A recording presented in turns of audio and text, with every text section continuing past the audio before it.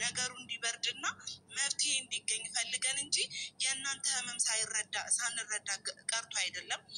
አዚዛ ግን አንቺን በተመለከተ በምንም አይነት ቃል ልገልጽሽ አልችልም። ይሄ ነገር ስለተፈጠረ ሳይሆን እንደዚሁ ሁል ጊዜ ጀግና እናት ስለሆንሽ ብቻ ለአንቺ ቃላት የለኝም። አላህዬ ሁል ጊዜ ምንዳሽን ከሱ ነው የምታገኙና አንቺ ከፍ ያለ ቦታ ያስቀምጥሽ። ሌላ ምንም አልልሽም። ዛሬ ላይ ሁሌ ልጄ ዛሬ እንቅፋት መታ፣ ዛሬ ደከመች፣ አዝናብኝ ይሆን ብለሽ ስትጨነቂ የኖርሽበትን ይካስሽ፣ በልጅሽ እረፊ። ሌላ ምንም አልልሽም።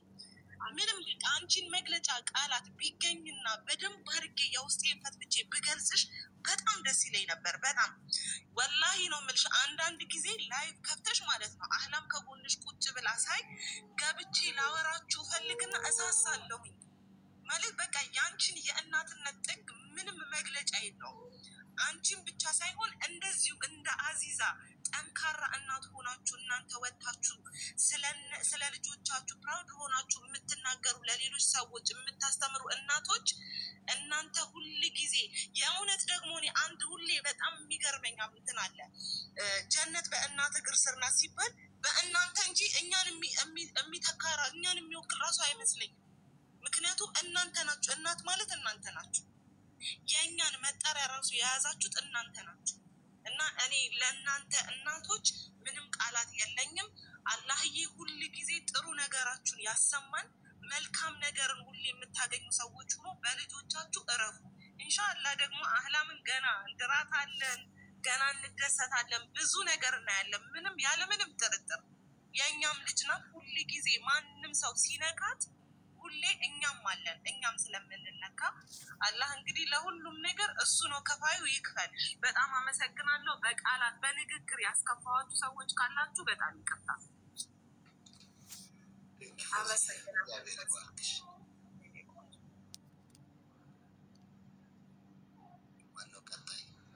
እሺ አሪስቲ የምትለው ነገር ካለ ሳራ። በመጀመሪያ ደረጃ ፍቄ ላደረከው ነገር ያው ትልቅ አክብሮት አለኝ። ለምን በዚህ ዘመን ዋሽቶ ማጣላት በተበራከተበት ይህን ያክል ጊዜህን ሰውተህ እዚህ መሀላችን ተገኝተህ ላደረከው አስተዋጽኦ ፈጣሪ ጀዛህን ይክፈልህ። በመቀጠል ደግሞ እኔ ስለ አዚቲ ይሄ ነው ብዬ የምለው ነገር የለም። ያው ከሷ ብዙ ነገሮችን ማስተማር መማር እንችላለን። በመጀመሪያ ደረጃ በራሷ ላይ ያላትን ሰልፍ ኮንፊደንስ፣ በራስ መተማመን። በመቀጠል ደግሞ እዚህ ጋር እኮ ሰው እኔ እንዴት እንደሆነ አላውቅምና አዚቲ መቼም ትልቅ ሰው ነች። አሁንም ቢሆን አላህ ያክብርሽ። አላህ ደግሞ ይቅር ባዮችን ይወዳል። በመቀጠል ደግሞ እኔ ማስተላለፍ የምፈልገው ነገር ለወደፊቱ እዚህ ውስጥም ካለን ውጪም ማንም ላይ እንደፈለግን ዘለን ተናግረን የፈለግነውን አርገን የሆነ ነፃ እንሆናለን፣ ንጹህ ልህና እናገኛለን፣ ወይ ማህበረሰቡ ጋር እውቅናን እናገኛለን የምንል ሰዎች ካለን መጨረሻችን እንደዚህ ካለው አክቲቪቲ ከምናየው ነገር እንደዚህ ይሆናል ማለት ነው። ይሄ ነገር ደግሞ በመንግስትም የትም ሀገር ላይ በተለያዩ ኤምባሲዎች ላይ ማንኛውም ሰው ከሰውየው ፍቃድ ፍላጎት ውጪ የማንኛውንም ሰው ፎቶ መገልበጥ መስቀል አይደለም ገልብጦ እንደዚህ ሰቅሎ የሆነ ነገር ቢያደርግ በህግ እንደሚያስጠይቀው ይህንን ነገር አበክረን ማወቅ እንዳለብን ነው ላሳውቃችሁ የምፈልገው። እና በተራረፈ ያው እኔ አዚቲ ዘላለም እንደኮራውባት ነው። ሁላችሁም እዚህ የተገኛችሁ ሰዎች ደግሞ በጣም ነው ማከብራችሁ፣ መወዳችሁ። ቴንክ ዩ ሶ ማች። ያክብርልን። መንገድ ላይ ነኝና ከመንገድ ወጥቼ መኪና ቆሜ ነው እያወራ ያለሁትና ጨርሻለሁ። ያክብርልን። አመሰግናለሁ። አይሰው ይወንድሜ። ሳሪዬ ሰላም ነሽ? እንዴት ነሽ ሳሪዬ? ቀጥይ። እሺ ከእኔ ልቅደም አላመጥቼ። እሺ አመሰግናለሁ። ግዴል ሙኒትና ወሎ ቀጥሎ ይናገራሉ። ከዛ እንዴት ናችሁ? እንደምን አላችሁ? አመሰግናለሁ። ቀድሜ ቀጥሮኝ ነበር ግን ስላላወቅኩኝ ነው ይቅርታ መግባታችሁን ያው መታረቃቸው ጥሩ ነው በጣም ደስ ይላል ምክንያቱም እንግዲህ ሰው ልጅ ያጠፋል ግን ይቅርታ ይባባላል ነገር ግን እኔ አሁንም የማየው ነገር ሁልጊዜም እያጠፋን ሁልጊዜ በይቅርታ እየተላለፈን የሰዎችን ልብ የምንሰብረው ነገር መቼ ነው የሚያቆመው የሚለው ነገር በጣም ስሜቴ ይነካል ምክንያቱም ሰው የፈለገውን ካለ በኋላ የፈለገውን ተናገረ በኋላ በቃ ይቅርታ ትልና ትወጣለህ በተለይ ደግሞ እንደነ አዚዛ ያሉ እናቶች ከክብርም ክብር በቃ ከምስጋና በላይ ነው የሚገባቸው በሰው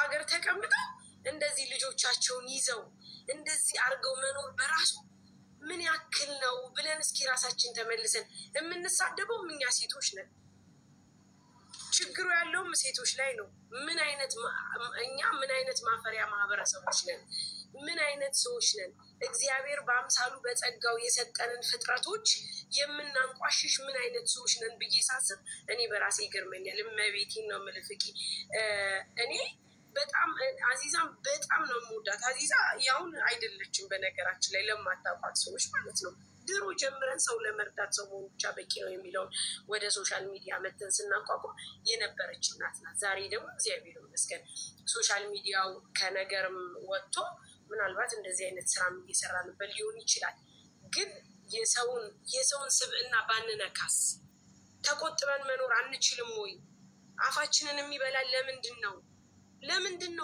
እንደዚህ የምንሆነው ለምንድን ነው ፍቄ ማንታቀበው እስከ መቼ ነው ሁሉ ጊዜ በቃ ይቅርበል እየተባባል የሰውን ልብ እየሰበርን የምንኖረው ለምንድን ነው በቃ ማለት ይሄ እኮ በጣም ስሜት ያደርጋል ዛት ሚንስ በቃ ከዚህ ነገር መውጣት መቻል እንዳለብን ማስለመድ መቻል አለብን የኔ እንትን ይሄ ነው ቢኮዝ አንድ ሰው ይቀረሻል እንደልቡ ይናገራል ፍቄው ባለ አይቀርም ሚስት አይቀርም እንደፈለገ ከሆነ በኋላ እናቱ ሎ በቃ ይቅርታ በል ከዛ አንተ ትመጣና ይቅርታ ብያለሁ ትላል ለአንተ የሚጠቅም ነገር ምንድነው ፍቄ እኛ በሰራነው ስህተት ልጆቻችን ባሎቻችን እናቶቻችን አባቶቻችን ለምንድነው ይሄን ነገር የሚከፍሉት እኔ ለዚህ ተቃራኒ ግን ይቅርታ ማንንም ሰው ይቀበላል ይቅርታዋን መቀበሉ አዚዛ ትልቅ ሰው እንደሆነች ነው የሚያሳየኝ በጣም ነው ማከብራት በጣም ነው መወዳት በጣም ምርጥ እናት ናት ልዩ እናት ናት ግን ከዚህ በኋላ ፍቄ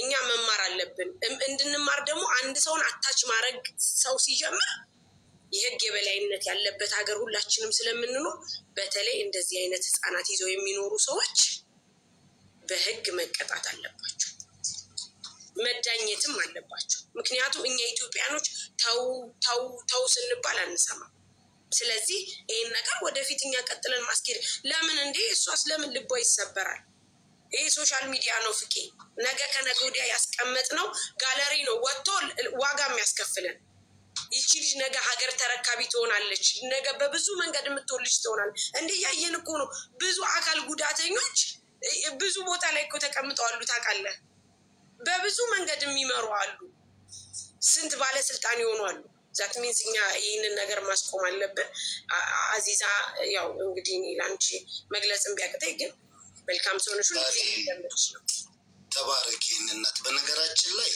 አጋጣሚ አንዳንድ ክፉ ቀን ማን ላይ እንደሚያርፋት ታውቁትም እንጂ እኛ እንደ ፋሚሊም ስናወራ ያልነው መቀጣጫ ትሆን ነበር ያልነው ሀቁን የምናገረው ልጅቷን እኔ በላይነሽን ከአንደበቷ ክፋት እንጂ ሁላችን የምሬን ነው ለምን በጣም በዛ ብዙ እንዲህ አይነት ነገሮች ሰው በሰላም በተቀመጠበት ለማስተማር ብሎ አውጥቶ ባሳየ ሌሎች እንዲነቁ ባደረገበት መሰደቢያ መሆን መሸማቀቂያ መሆን ሌሎች ቤት ያላወጡ ሺዎች አሉ አዚዛ የደረሰባት እንዳይደርስብኝ ብሎ ልጆቻቸውን ደብቀው የሚያስቀምጡና ያ እንዳይሆን ነው ጥረታችን ከዚህ በኋላ ሳሪ ያልሽው 100% ትክክል ነው እውነትም መሆን ያለበት ነገር ነው በፍጹም መደገምም መሆንም የሌለበት በጋራ ቆመን ይሄንን ዛሬ እኔ አሁንም በላይነሽን ቀደም ምንም አይነት ነገር አያስፈልግም ይቅርታውን ብቻ የምልበት ምክንያቱም ከምንም ጋር ይወዳደር ሚዛን ላይ ይቀመጥምና ለዛ ነው ሳሪ ተባረኪ ትክክል ነሽ 100% ነው መስማማው አመሰግናለሁ ፍቅዬ እናንተም እግዚአብሔር ይስጣችሁ ጊዜያችሁን ሰውታችሁ ሙኒትን በተለይ